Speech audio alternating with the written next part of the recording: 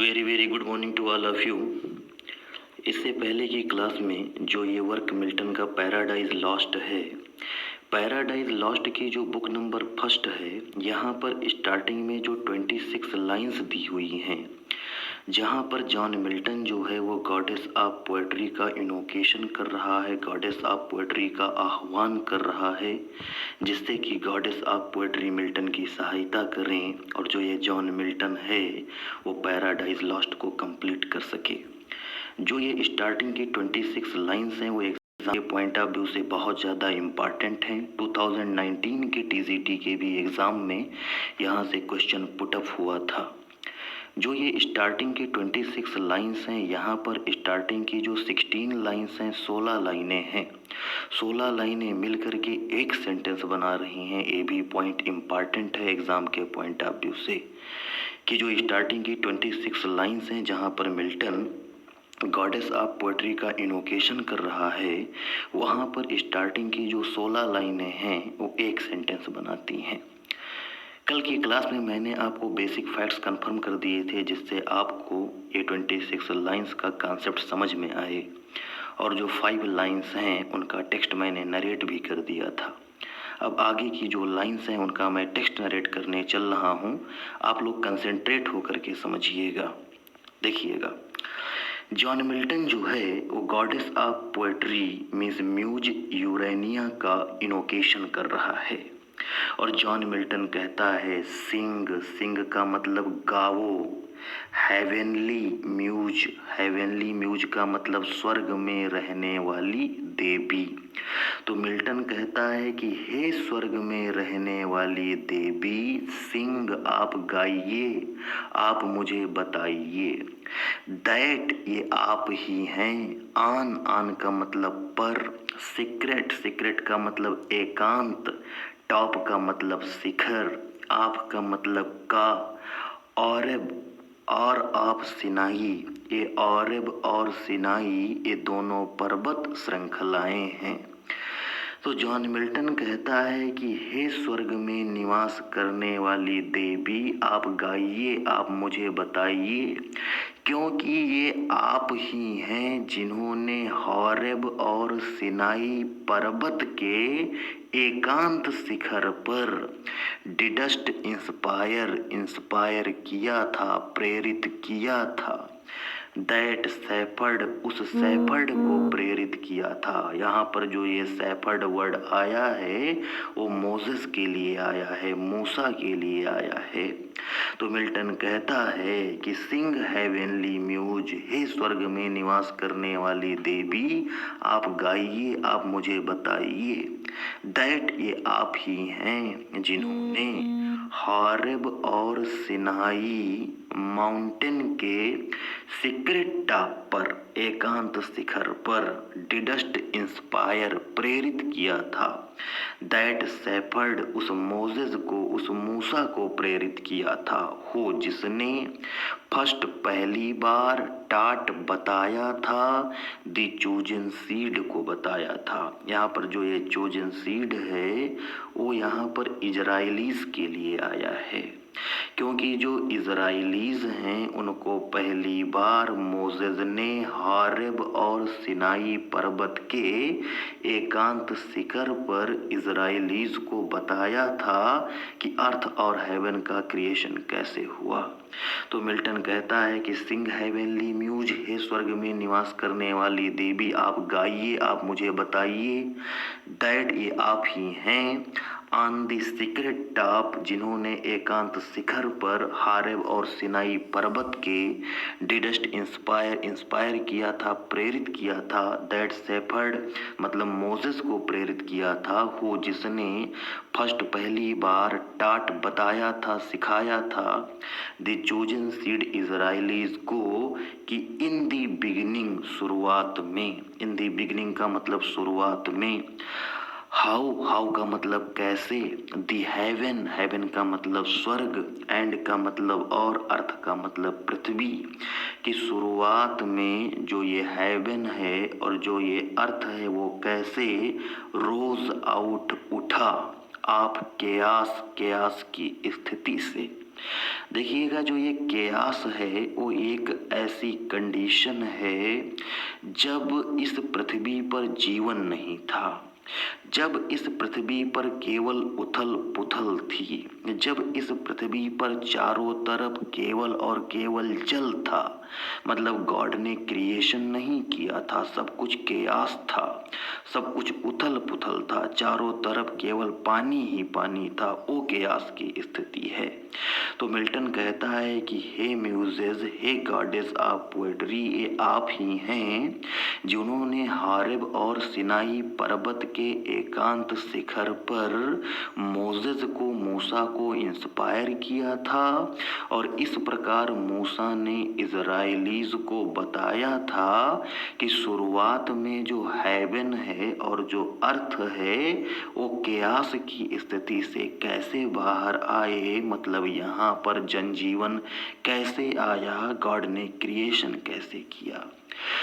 Milton फिर कहता है और अथवा इफ यदि सियोन हिल एक पहाड़ी है, डिलाइट प्रसन्नता देती है, दी आपको मोर और भी ज़्यादा, एंड और सिलोवाज ब्रूक, जो ये सिलोवा नदी है, दैट फ्लोड जो बहती है, फास्ट तेजी से, by the oracle of God, oracle of God से हो करके।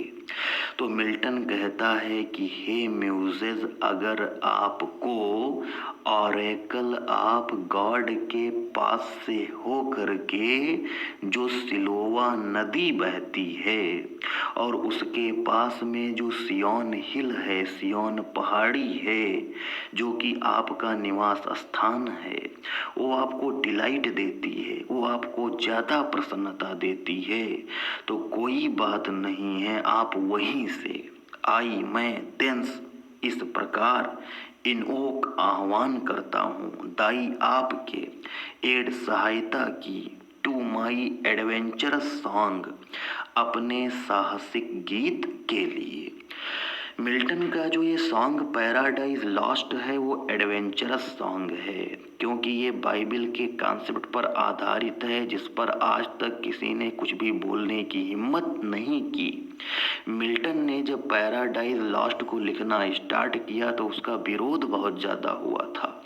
इसलिए मिल्टन कह रहा है कि हे गॉडेस ऑफ पोएट्री यूरेनिया, अगर आप oracle of God, oracle of God जो है वो जेरूसलम में बहुत ही पवित्र स्थान है जहाँ पर म्यूजेज का निवास स्थान माना जाता है। तो मिल्टन कहता है कि हे गॉडेस ऑफ पोएट्री यूरेनिया, अगर आप ऑरेकल ऑफ गॉड के पास से हो करके जो सिलोवा नदी बहती है उसके पास में जो सियोन हिल है, अगर आपको ज़्यादा डिलाइट करती है, ज़्यादा प्रसन्नता देती है, तो आप वहीं से मेरी सहायता कर दीजिए। मिल्टन कहता है इनोक मैं आह्वान करता हूँ, दाई एड आपकी सहायता की, टू माई एडवेंचरस सॉन्ग, अपने इस साहसिक गीत के लिए आप वहीं से बैठे बैठे मेरी सहायता मेरे इस एडवेंचरस सॉन्ग के लिए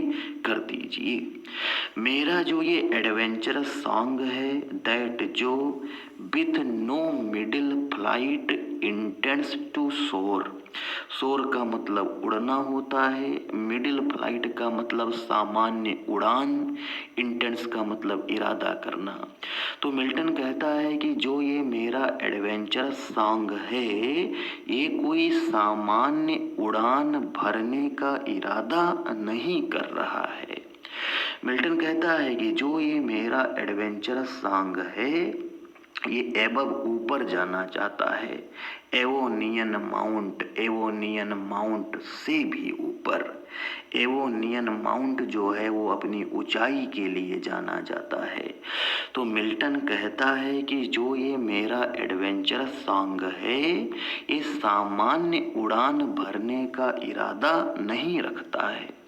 मेरा जो ये एडवेंचरस सॉन्ग है ये बहुत ऊंचे उड़ना चाहता है, बहुत प्रसिद्ध होना चाहता है, ये एवोनियन माउंट से भी ऊपर जाना चाहता है प्रसिद्धि में मेरा सॉन्ग। व्हाइल, क्योंकि इट का मतलब जो ये मेरा एडवेंचरस सॉन्ग है वो परस्यू कर रहा है, वो बता रहा है। थिंग्स, उन चीजों को बता रहा है। अनअटेम्प्टेड, जो कि अब तक अनअटेम्प्टेड हैं, जिन पर अब तक कोई भी प्रयास नहीं किया गया है। यट, अब तक इन प्रोज, ना तो उसके बारे में कुछ प्रोज में लिखा गया है और इन राइम, और ना ही उसके बारे में अब तक कुछ राइम में लिखा गया है।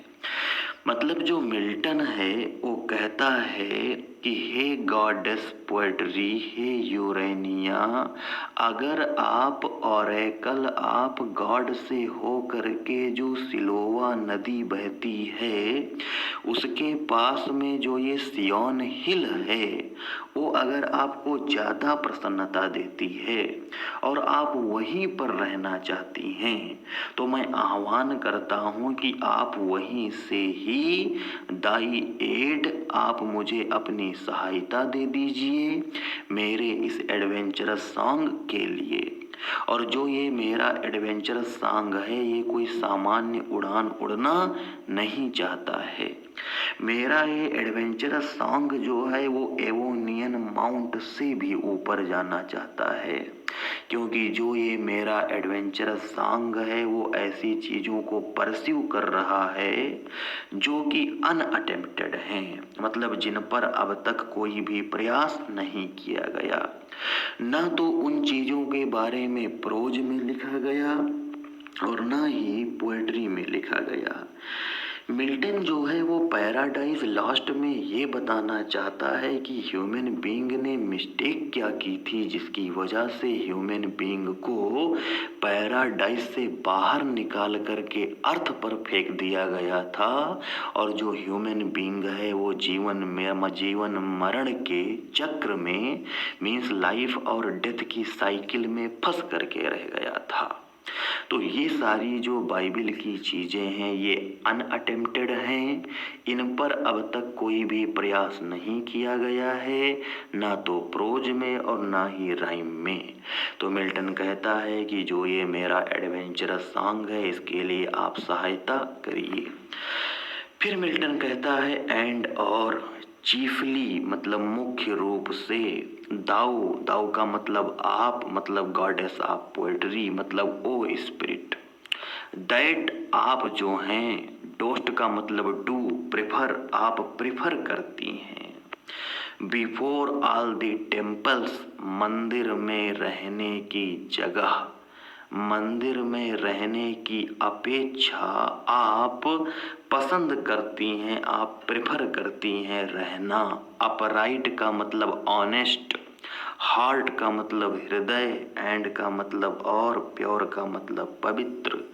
मिल्टन कहता है कि हे कविता की देवी, हे देवी चीफली, मुख्य रूप से, दाऊ आप, ओ स्पिरिट, हे स्पिरिट, दैट जो कि, डोस्ट मतलब डू, प्रेफर जो कि प्रेफर करती हैं, आप प्रेफर करती हैं, आप प्रेफर करती हैं मंदिरों में रहने की जगह ईमानदार और पवित्र हृदयों में। मिल्टन कहता है कि हे कविता की देवी, हे म्यूजेस, हे गॉडेस ऑफ पोएट्री, आप जो हैं वो रहना पसंद करती हैं।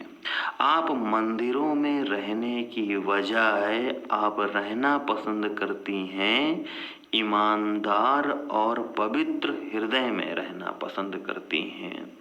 तो हे गॉडेस ऑफ पोएट्री, मैं आपसे इनोकेशन कर रहा हूँ कि आप मेरी सहायता करिए। तो आज की क्लास में भी मैंने आप लोगों को ये कुछ लाइंस कवर कर दी हैं। अभी यहाँ पर नियर अबाउट 7 to 8 लाइंस कुछ बची होंगी आपको कवर करना, वो मैं नेक्स्ट क्लास में कवर कर दूंगा। और भी कुछ इम्पॉर्टेंट पैराडाइज लॉस्ट के फैक्ट्स कल की क्लास में कवर कर दूंगा, फिर पैराडाइज लॉस्ट कंप्लीट हो जाएगा। आप लोग इसको अच्छे से कवर कर लीजिएगा। Thank you very much.